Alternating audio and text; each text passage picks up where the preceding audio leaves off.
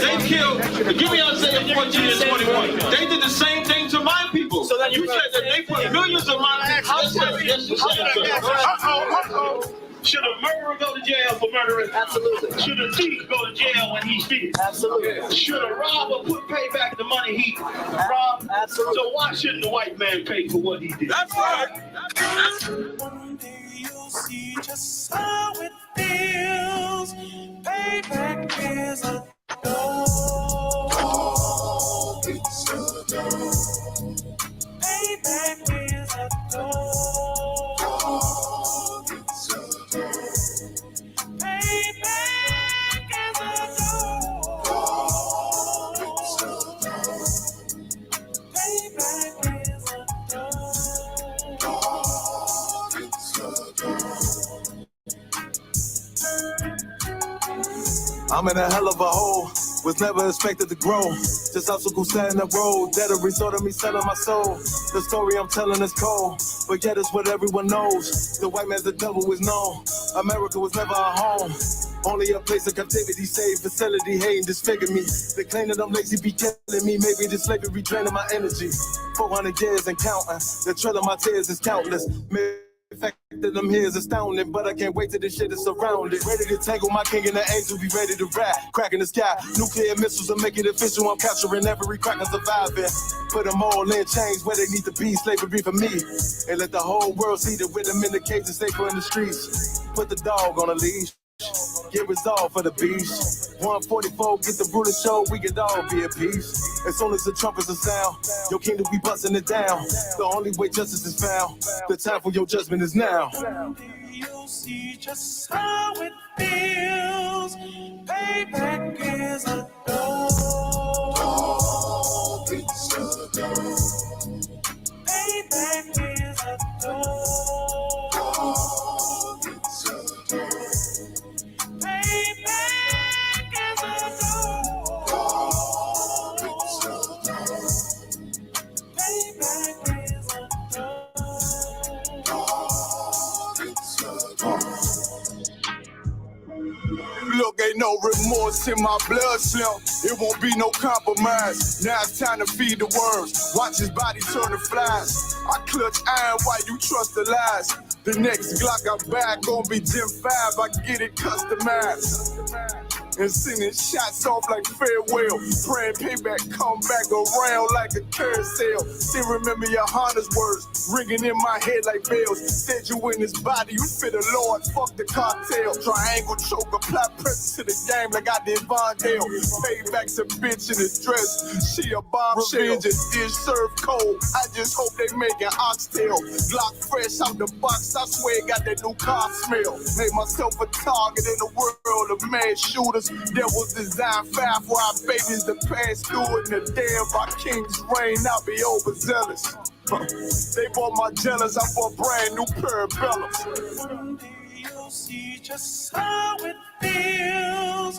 Payback is a dog. It's a dog. Payback is a dog. It's a dog. Payback is a dog. It's a dog. Payback is a dog. It's a dog.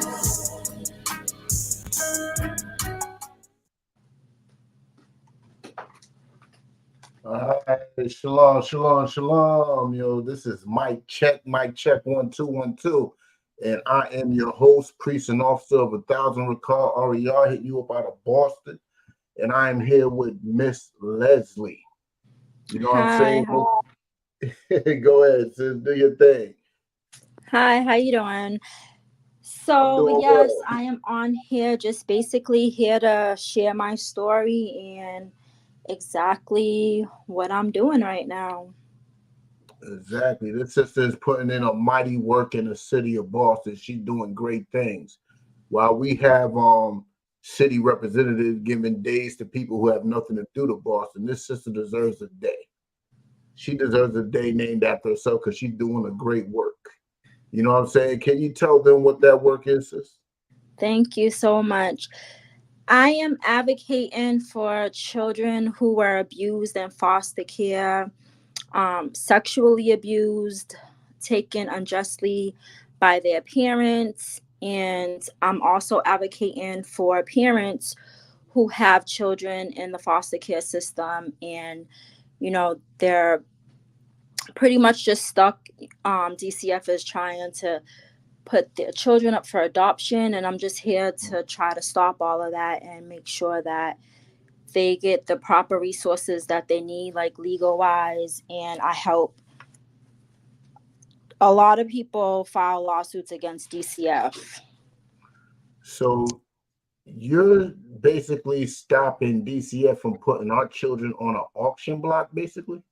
You could say that sex trafficking, yes. Oh, sex trafficking? Oh, wow. Adoption no different from a auction block. Wow. That is Yeah. frightening to hear. So the parents won't even be notified, or how does that work?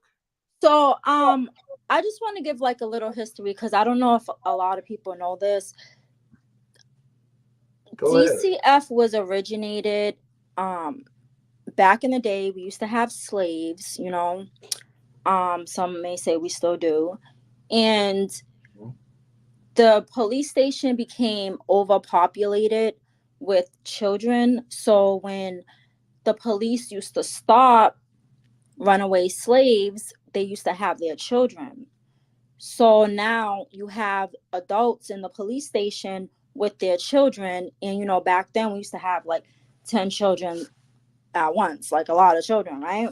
Mm-hmm. So it became all overpopulated in the police station. So the police had to figure out, like, what are we going to do with these children? So they came up with a separate system called, back then, what I know, it was DSS. It could have been something else, but it was really for, children in the system. And they had a system for us, for children, the police. So it's really DCF, DSS, whatever you want to call it. It's really it comes down to slavery. And I fully believe that, and I fully understand that. You know what I'm saying? But here's a interesting question. What pushed you to do such a work? So I was a foster child myself from age 2 to 18. I aged out of the system. DCF came and got me from my mother. She wasn't the best mother. She was an alcoholic, but she was a good mother. And she had her personal problems. And I was taken away from my mother, and I was placed in a foster home, and I got bounced around a lot. I experienced child on child abuse. In order for DCF to DCF tried to hide the abuse that I went through before anybody could find out. I went up for adoption. So they pretty much like auctioned me off, if you want to say, right? Yeah. And I went into this adopted home, and they knew nothing about my sexual abuse that happened prior to me being adopted. And they abandoned me. They was questioning certain things that they knew nothing about. Like, we didn't raise her like this. Like, why is she acting so sexually promiscuous? And they had no idea that I was exposed to a lot of things before I was adopted. And they gave me up, and I went through several foster homes after that, and group homes, and I aged out the system, and I became homeless after I aged out the system. So when I was 17, I got pregnant, and they was like, oh, well, pretty much I was like damaged goods. So they're like, no, we're not going to accept you back in the system. You're pretty much on your own. So I had no time to even think about filing a lawsuit because I was homeless with the baby and I was like couch surfing. And DCF ended up getting involved and they're like, oh, well, we're going to take your baby because you're homeless. Oh, wow. And I'm like, okay, like it completely ignore the fact that I'm homeless because they took me from my home at age 2 years old, right? Right. So they took my daughter. My daughter grew up in the system. She's now 24 years old. She grew up with her paternal grandmother. And what made me get into this is because 9 months ago, I seen how the system did my 24-year-old daughter, and I was not happy about it. It was like a repeated cycle. So I was very like angry and upset about, how my daughter ended up. And I said, okay, I'm gonna file a federal lawsuit against DCF, and I'm gonna start from the beginning of what happened to me when I was taken from my mom. And I didn't even get to the part where like how my daughter is. I didn't even get there yet. I pretty much stopped at 18, but I'm suing a lot of people individually, which is a lot. But in the process of all of that, I started my nonprofit organization about 3 months ago. I learned Wow. so much.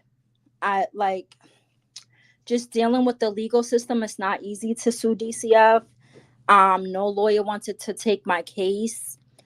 And I understand why, because it's a lot of work exposing the corruption, a very lot, but it only made me stronger to the point where it's like, okay, I could start advocating for other people. It's not about me, really. It's about all the other people that are in the system. So I have my nonprofit organization and I'm just starting. It's just the beginning. I made friends at the state house. I made friends in the attorney general's office. I'm dealing with a lot of state legislators and lawmakers right now. We're writing up a bill to get cameras on DC. We want to get cameras on DCF workers. Nice. So yeah, we're writing up a bill right now with my representative, and hopefully, this will expose. I mean, well, I know it's not hopefully, I know it's going to expose a lot of corruption within the system once these cameras are in place. But of Mm. course, DCF is against it. They don't want cameras on them. But it's like, what do you have to hide? They got plenty they gotta hide, sis. I mean, this is something that's eye opening what you're going through and what you're trying to bring out. And I think it's a beautiful thing. You know what I'm saying? I got a couple of questions. Mm-hmm. What how rampant and how often do you think sexual abuse is going on? And what other type of corruption is going on in the DCF system? Well, I believe sexual abuse happens every day. There's somebody right now getting sexually abused as we're talking in foster care. And it's unfortunate.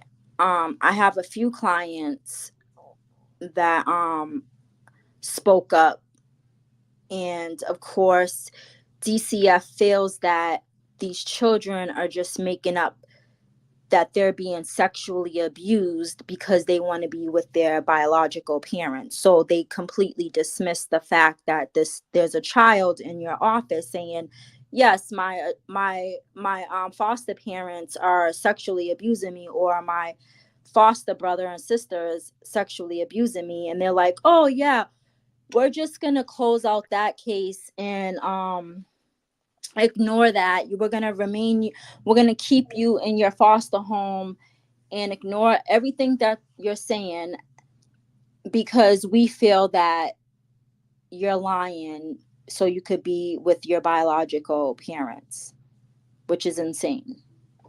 That is insane, and that's wild.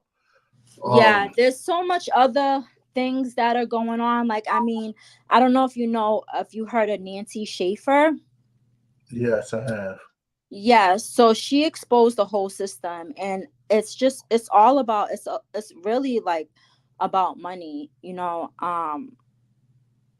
they're getting paid to adopt out these children. Um Doctors, hospitals are getting paid by putting children on medication. I have a client and her child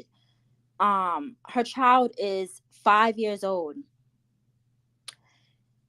and she's fighting with DCF, and her child is in this foster home, and there may be some sexual abuse that's going on in the home. The child is on ADHA medicine. I forget. I don't know how the pronunciation. ADHD, ADHD Yeah, medicine. ADHD medicine at 5 years old. How is that possible? And That then is that, crazy. like, huh? I said that is crazy. Not to speak on my personal issues, but I have a son who was diagnosed with ADHD, Hmm. and we would not put him on that medicine until he was like 12 or 13 because I that medicine is disagree changing his with. personality. Yeah, see, I disagree with children being on medication because they could be misdiagnosed, especially when it comes to mental disorders, right? They could be Mhm. misdiagnosed. There may be something that's going on and that they don't want to talk about, and then they could be diagnosed with something that has nothing to do with what's really going on. Like for me, for example, like I was told that I had bipolar, and I was, I may have shown a little bit of signs of bipolar, like being angry, always switching up, but really it came down to later on in life I had PTSD, Yeah, and I was misdiagnosed at age 13. And all that anger episodes that I was having, it was because I had a lot of things that I was keeping inside that happened to me, that I was silenced in therapy, that I couldn't talk about. So I was showing signs of anger. Like one minute I would be happy, and then one minute I would just out of the blue be just like looking at you the wrong way. It's because of my personal trauma that I experienced. Like, I'm a very discerning person. Like, I could feel the energy. Like, I could feel, like, I've been in so many foster homes and group homes. I met so many people as a child, and living with so many different people and different lifestyles. Like, I have a certain way about me, like when I'm around certain people. So it sucks that like I'm like gifted like that a little bit, but I mean, because it kept me, focused and alert of a lot of things. But it's a good guard. It's a good guard to have. yeah, it's a lot, I just would like to just expose as much as I can about what's going on in the system and see how we could help. And I feel like there's a lot of work that needs to be done. Like, if we could shut down the whole DCF system, and if that would be possible, then I would suggest that. But it's like, what are you going to do with all the children that are homeless right now in the system, that's lost and missing? Like, what are we going to do with them? So Well, let me yeah. tell you something. Us in the ISUPK, the Israelite School of Universal Practical Knowledge, we have counseling for those who go through sexual trauma. We have housing for those who are homeless. We are. I'm currently working on getting into the DCF system to speak to the people that are under incarceration right now, to speak to the youth that's under incarceration. So there is hope out here for our people to get right and separate from this system. You know what I'm saying? I agree. Because this system is vile. And speaking of being vile, You could volunteer as a case reviewer, and you could actually be the one who makes this decision if a child deserves to be with their mother or not. You could help reunify families. It's on the government website. It's called Foster Care Reviewer, and you fill out the application, and you need like 2 references and no DCF involvement within a year. Like you could have prior DCF involvement, but it has to, like, your case has to have been closed for a year. hold on one Foster Care Reviewer. Mm-hmm. I'm gonna post that. What happened, man? I'm not quite familiar with this site yet. But yeah, there's like a lot of programs. There's a lot of programs out there right now. I know that I got introduced to, what is it, More Than Words, and they help you after you age out of the system to own a business, which I think is like a really good program. I would like to work with them. I like how they operate. A lot of people don't know that when you're 16 in the system, you qualify for independent living, and they help you get an apartment. And by the time you're 18, you'll be living in your own apartment, working, have a career. A lot of people don't know that this program even exists. Like they could get a voucher to get Section 8 in housing in foster care. These children are not being told this. And also, like, you know, a lot of children drop out, right? And when they age out of the system, like career wise and educational wise, they don't know that there are programs out there to help them like succeed. And they don't know that if they get their high school diploma or GED, that DCF will pay for their college.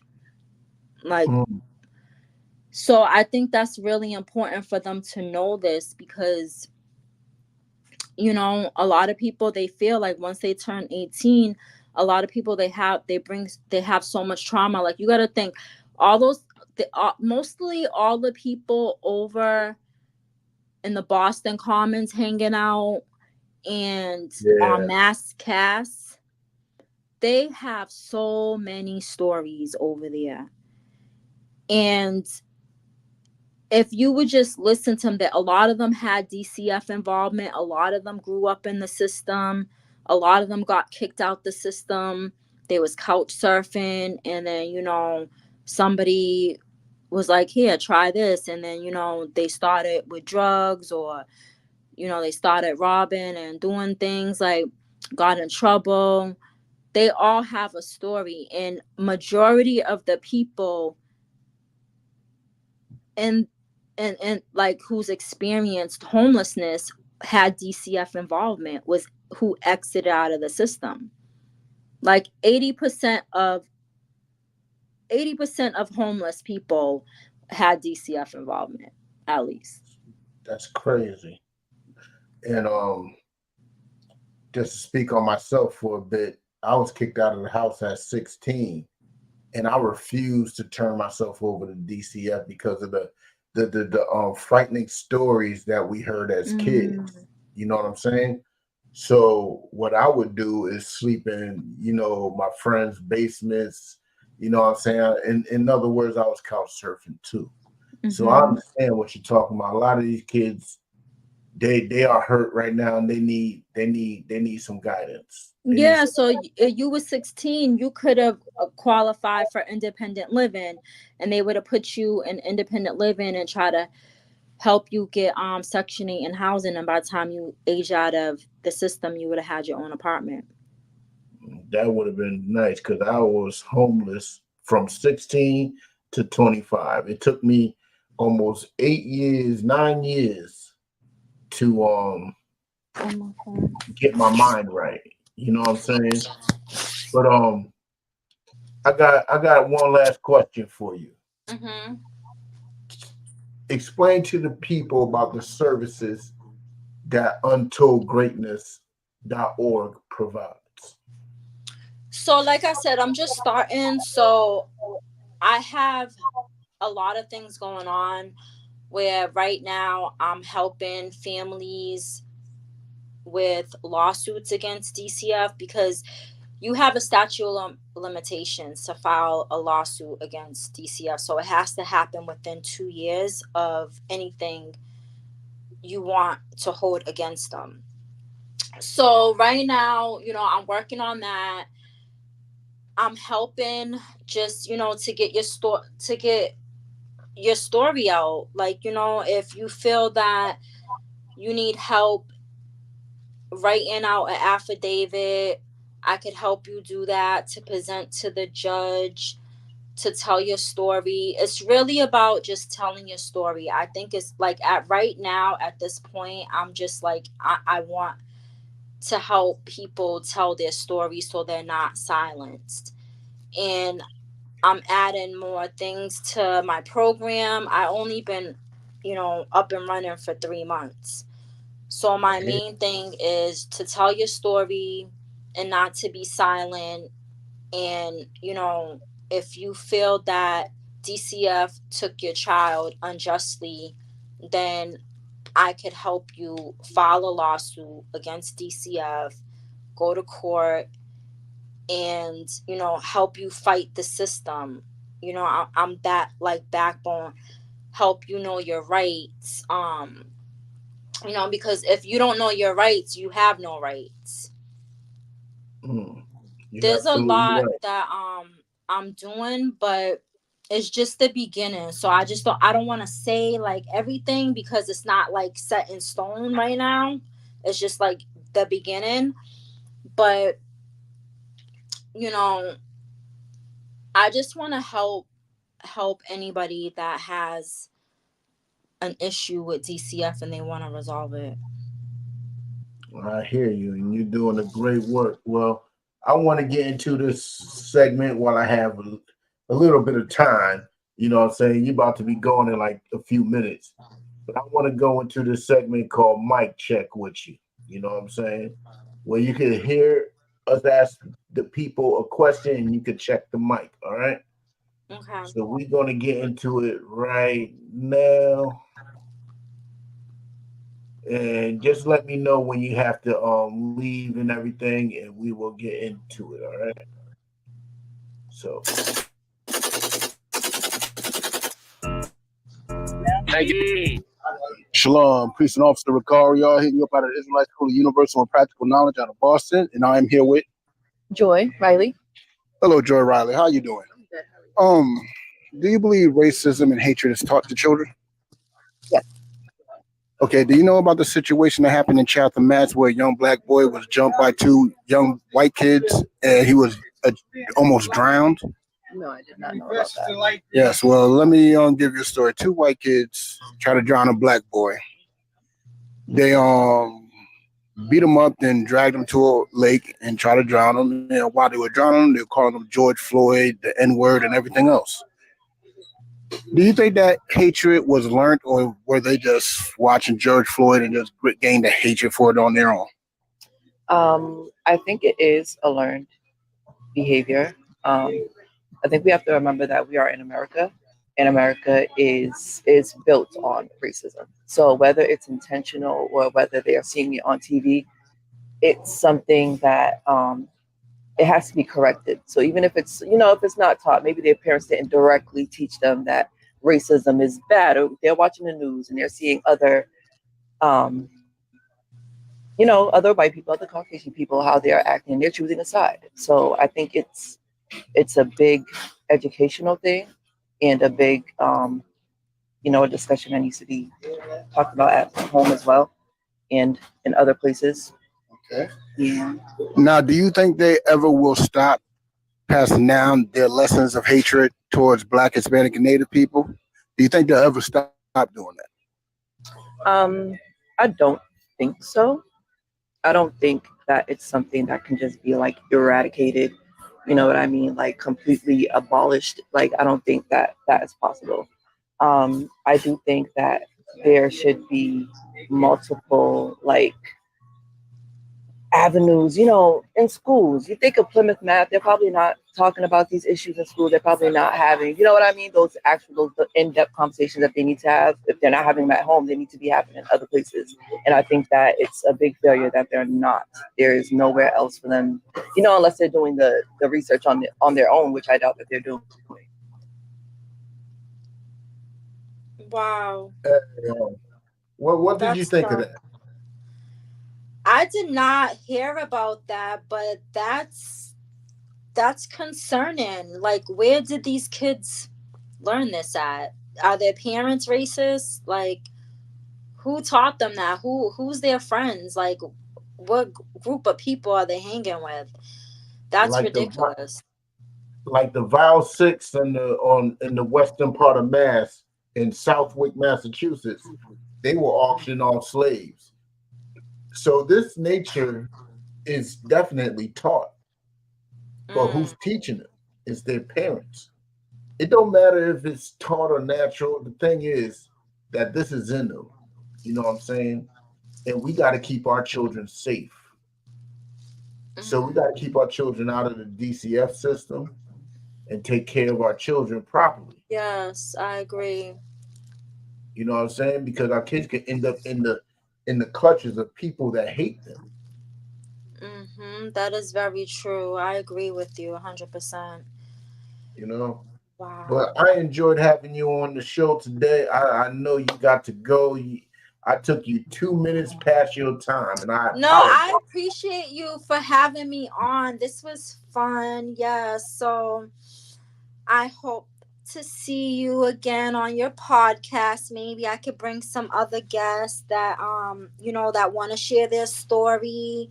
I have a lot of Please, man. clients that want their voice to be heard, and I would love for you to, have them on your show to so you can see what's really going on behind closed Oh doors. yeah, I would love to see that. Anytime, anytime. You got my number. You call me and we will get it Yes. in. We will interview those people, you know what I'm saying, and have their story told because this system is a corrupt system and it Hmm. is frightening to have our children in it. So we got to correct ourselves just so that we can take care of our babies properly. You know, Right.